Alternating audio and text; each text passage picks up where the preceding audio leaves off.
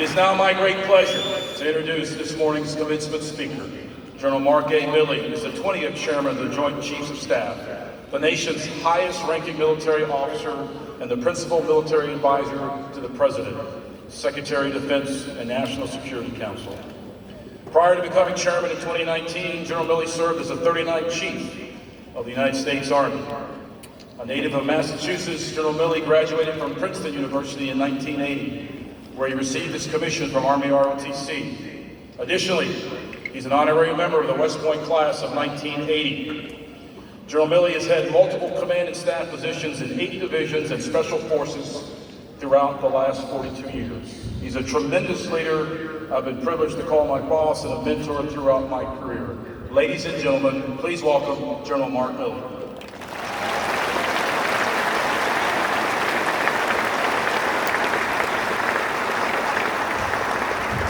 Thank you, Darrell. I appreciate that. How's everybody doing today? What a great day. Oh.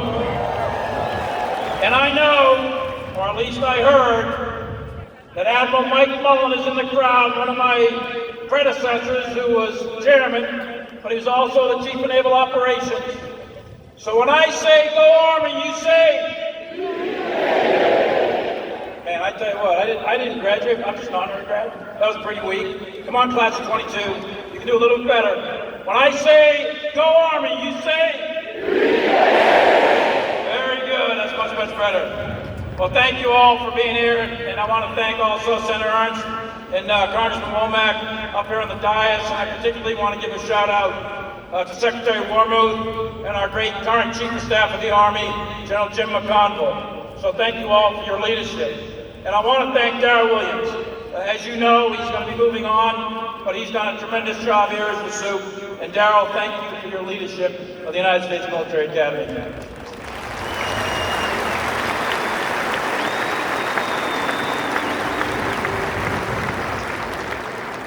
So I want to give not only a round of applause for the class of 22, but I want the class of 22. I didn't do really well in drill and ceremonies in my honorary class. So I'd like you all to stand up and do an about face and give a big round of applause to your families because they're the reason you're here right now.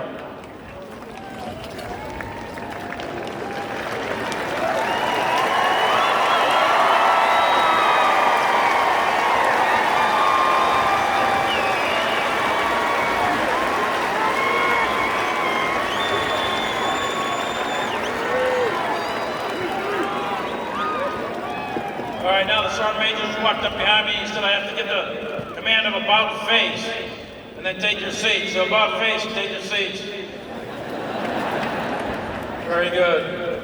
They did teach us something about drill and ceremonies at Princeton, but not much. Hey, look at your class earned your motto. The first West Point class ever to have a motto in Latin. Pro multis pauci president. And I know that every single one of you, especially the 56 of you who are on the 5-year program, I know that you know what that means. For many, stand the few. So keep this phrase in your mind and close to your heart. And here you have become a team, and you're going to be drawing upon each other for the rest of your lives. And your commitment is not just to a job, it's to a calling, a way of life. Your parents today up in the stadium, they see their sons and daughters on the field before you. But your nation sees soldiers, leaders, who are going into the infantry and the cavalry and engineers, intelligence, logisticians, and all the other branches. You will be critical to the joint force. I should have said you're going in the infantry and all the other branches. Was it 136 infantry?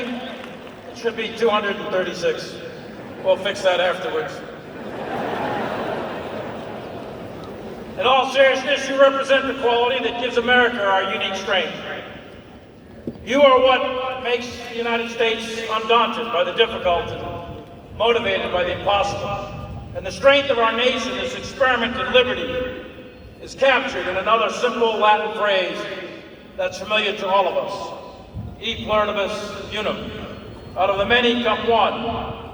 And And you are a living example of that American experiment. 112 years after West Point was founded, in the summer of 1914, a pistol shot in Sarajevo cast the world into the cataclysm of deadly global conflict, unleashing destruction on a scale yet unseen by humanity, and setting the conditions for the Second World War only 20 years later, the bloodiest war in all of human history. In fact, between 1914 and 1945, 3 short decades, the First and Second Wars laid waste to countries everywhere. 150 million people were killed in World War I and World War II, the most violent 3 decades ever recorded, all in the conduct of Great Power War. To give us a sense of what Great Power War means, consider for a moment that 26,000 soldiers and Marines were killed in only 6 weeks, from October to November 1918 in the Battle of the Meuse-Argonne in World War I.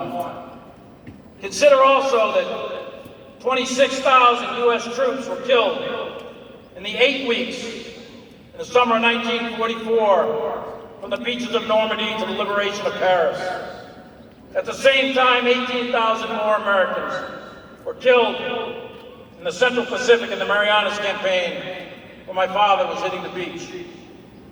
In total, in that summer of 1944, 58,000 Americans were killed in action, in the air, at sea, and on land, in 5 theaters of war, in only 8 weeks. That's the human cost of Great Power War, the butcher's bill. At the end of World War II, the leaders of 1945 designed our current rules-based international order. And we are now in the 77th year of the Great Power Peace that followed World War II, and the structure is currently under intense stress. It will be your generation that will carry the burden and shoulder the responsibility to maintain the peace, to contain and to prevent the outbreak of Great Power War. When America faced its darkest days, it was West Point graduates who stood ready to answer the call. Revolutionary change is going to occur while you are in service. And right now, at this very moment, a fundamental change is happening in the very character of war. We are facing right now 2 global powers, China and Russia, each with significant military capabilities, and both who fully intend to change the current rules-based order. Yet again, in Ukraine, we are learning the lesson that aggression left unanswered only emboldens the aggressor. Let us never forget the massacre that we have just witnessed in Bucha, nor the slaughter that occurred in Mariupol.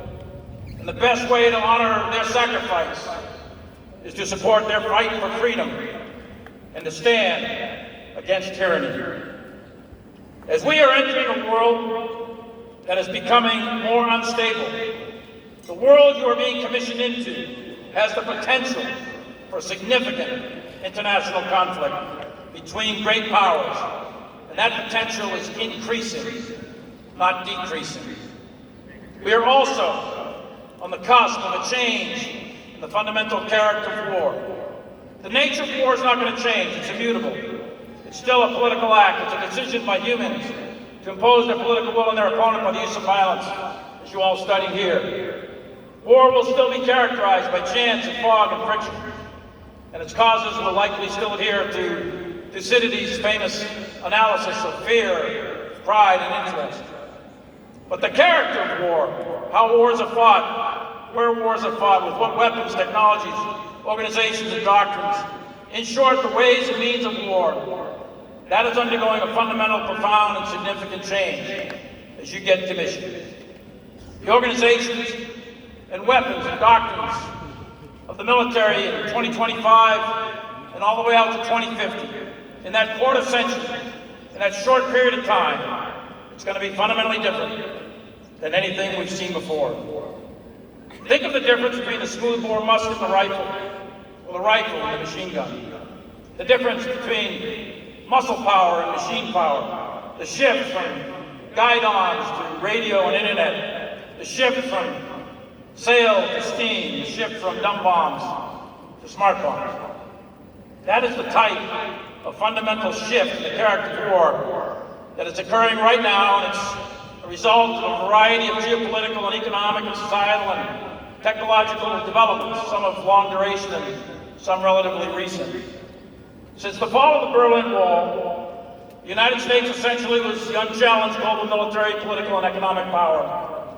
And we were experiencing what some have labeled as a unipolar moment. That has changed. You're entering a different world. The United States is under significant challenge in Europe, Asia, and the Middle East. In Europe, we see a revanchist Russia, as we have just witnessed another invasion in Ukraine. In Asia, we are in the third decade of the largest global economic shift in 500 years, resulting in a rapidly rising China as a great power with a revisionist foreign policy, backed up with an increasing capable military. Also in Asia, we are faced with a rogue North Korea that is rapidly increasing their missiles and deliverable nuclear weapons. In the Middle East and parts of Africa, we continue to see instability from terrorism in many places. And lastly, the maturity of various technologies that either exist today or in the advanced stages of development, when combined, are likely to change the character of war just by themselves. Information technology that exploded in the 1800s has been on an upward curve for over 150 years. The ubiquitous effect is almost unbelievable. No matter where you are in the world today, you can be observed from some device. And as you all know, what can be seen can be hidden. And the proliferation of information technologies is also rapidly diffusing political power once held by nation states and is accelerating instability. You'll be fighting with robotic tanks, ships, and airplanes. We've witnessed a revolution in lethality and precision munitions. What was once the exclusive province of the United States military is now available to most nation states with the money and will to acquire them. There's a wide variety of technologies developing in synthetic fuels, 3D manufacturing, medicine, human engineering, the enhancement of which will have significant military implications as well. And finally, there's the mother of all technologies, artificial intelligence, where machines are actually developing the capacity to learn and to reason. These rapidly converging developments in time and space are resulting in that profound change, the most profound change ever in human history. And whatever overmatch we, the United States, enjoyed militarily for the last 70 years is closing quickly. And the United States will be, in fact, we already are, challenged in every domain of warfare: space, cyber, maritime, air, and of course land. So what are the implications for you? The first thing is to understand the basic outlines of this future world. Although we cannot determine the exact environment we're going to be in the 30s and 40s and 50s, or beyond, we can, through rigorous analysis, determine what the world will look like. There's surely going to be a lot of surprises along the way in development of forces and weapons, but the structure and organization of our joint forces is going to have to change drastically, and we know that. And all of us are going to have to be open-minded, you most of all. We can no longer cling to concepts and organizations and the weapons of the past. We may not have divisions and corps. We may not have tanks and Bradleys, carriers, and manned fighters and bombers. Additionally, the battlefield will be highly complex and almost certainly decisive in urban areas against elusive, ambiguous enemies that combine terrorism and warfare alongside conventional capabilities, all embedded within large civilian populations. In this world, your world, you are going to have to optimize yourselves for urban combat. not rural combat. That has huge implications for intelligence collection, vehicles, weapons design, development, logistics, commo, and all of the other aspects of our profession. The battlefield is going to be non-linear, compartmented, and units are going to have non-contiguous battle space with significant geographic separation between friendly forces. You're going to be much more lonely on a future battlefield. This type of battlefield is going to place a very high premium on independent, relatively small formations that are highly lethal when linked to very long-range precision fires. The exact details we don't know yet, but we need to change.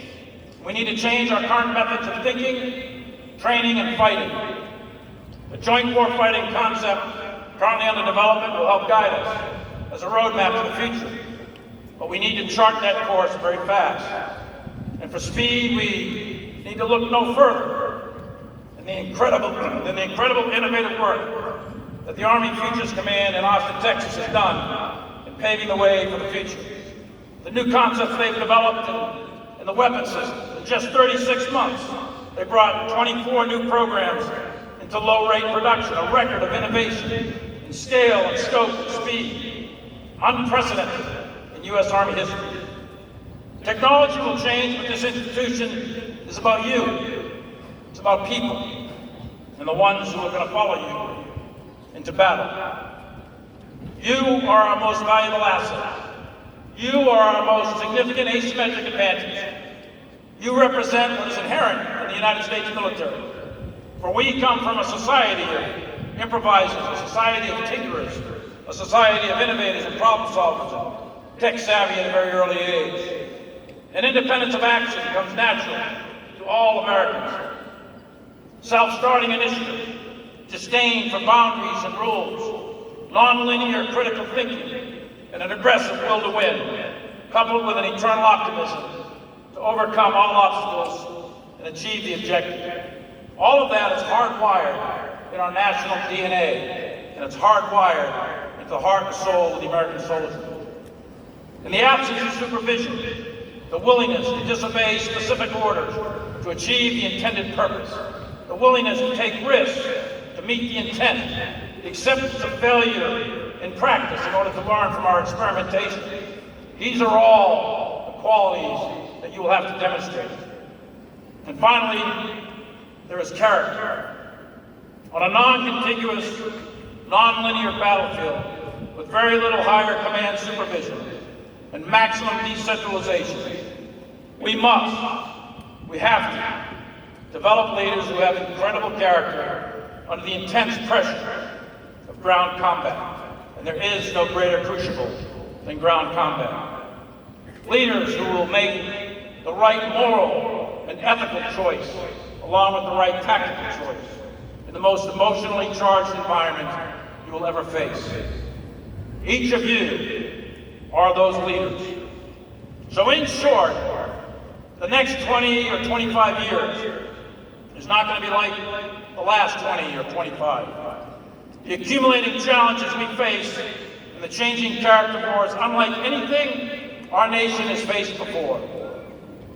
Globally, there's an increase in nationalism and authoritarian governments, regional arms races and unresolved territorial claims, ethnic and sectarian disputes, and an attempt by some countries to return to an 18th century concept of balance of power politics with spheres of influence. So I went back in time a little bit when I was you, 43 years ago, and I recalled some lyrics from Bob Dylan. And we can feel the light breeze in the air. And right now, as we sit here on the plain of West Point, we can see the storm flags fluttering in the wind. And we can hear in the distance the loud clap of thunder. And a hard rain is about to fall. So let us here and now, in the present, let us commit to not march into that abyss, blind to the changes. Let us be prepared for the first battle as you march off the plain of West Point into your future. Let us have the vision to change and to prevent war from happening in the first place, by maintaining the peace through strength of our military and the example of our values. It is up to us here today, when you graduate, as you get commissioned, to commit. You, the class of 2022, you're going to lead us as a nation to the environment I just described. 20 years from now, in 2042, many of you are going to be colonels or brigadiers. 40 years from now, one of you is going to be the chief of staff of the Army and another one's going to be the chairman. But no matter how long you serve, or no matter what rank you rise to, your job is going to be to deter great power war and maintain the great power peace. Lastly, you're about to take an oath as a commissioned officer in just a few minutes. You've already taken this oath when you first entered the academy. This oath is going to be your forever North Star. And by taking this oath, you're publicly stating that you're willing to suffer grievous wounds. You're publicly stating that you're willing to separate from your family for unknown periods of time, to lose an eye or an arm or a leg, to make great sacrifice. In fact, 1,628 of you, cadets graduated before you, have been killed in action. They sacrificed all of their tomorrows for today. They laid the last full measure of devotion on the altar of freedom to protect the values enshrined in our Constitution. And this is the essence of the long gray line. You are connected to them, to each other, and to all who come before you and all who will follow you. And if there's one message you remember from today, it's the message of your oath. The message of what we stand for, the message of why we fight. And embedded within the documents that we call the U.S. Constitution and the Declaration of Independence is the idea that is America. And this idea is simple, but it's incredibly powerful. It's so powerful that the Nazis were deathly afraid of it. We defeated Imperial Japan because of it. The communists feared it. The Soviet Union collapsed because of it. The fascists in Italy and the terrorists of Al-Qaeda and ISIS, they hate it. They hate this idea. And we take an oath, not to a person, a king or a queen, not to a dictator or a tyrant or a would-be dictator. We don't take an oath to a religion or a tribe or even a country. No. We swear an oath to an idea. The idea that is America. So what is this powerful idea? Well, look around you as you sit in front of me. Look around you right now and you can see that idea. Just look to your left and your right. And the idea is that every single one of you, it doesn't matter if you're male or female or gay or something in between. It doesn't matter. It doesn't matter if you're black or you're white, Asian or Indian. It doesn't matter the color of your skin. It doesn't matter if you're Catholic or you're Protestant or you're Muslim or Jew. It doesn't matter if you don't believe at all. It doesn't matter where you came from, what your last name is, what your country of origin is. It doesn't matter if you're rich or poor, famous or common. None of that matters.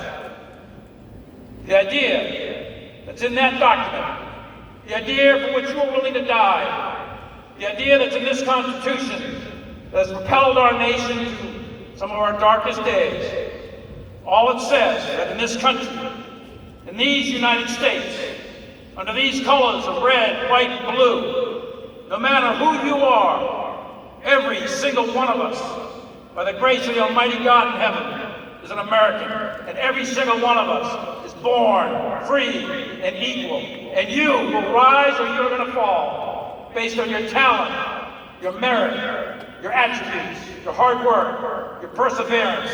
And you're going to be judged by the content of your character, not the color of your skin. And we hold these truths to be self-evident, that all men and all women are created equal and they are endowed by their Creator with certain inalienable rights, and among those are life, liberty, and the pursuit of happiness. That is what you are committing yourself to today in just a few minutes. That is what you are all about. That is why you will fight.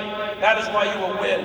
And you will never, ever, ever turn your back on that Constitution, no matter what the price is to yourself. That's what guides every beating heart in the long gray line today, and that's what's guided it ever since the first day.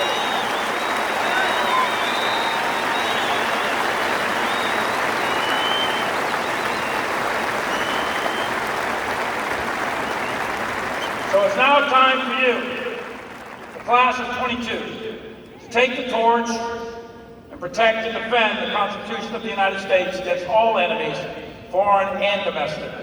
Lieutenants, we are proud of you. You have a difficult and dangerous road ahead, and no one should underestimate it.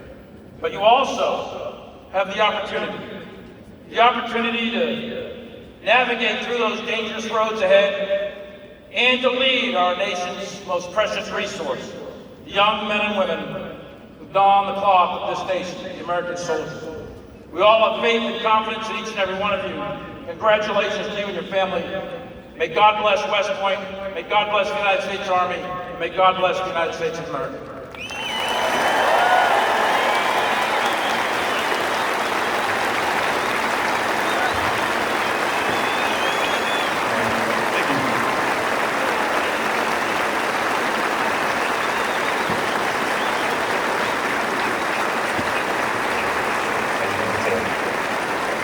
General Milley, on behalf of the class of 2022, we'd like to present you this Golden Eagle as a token of appreciation. Thank you so much, sir.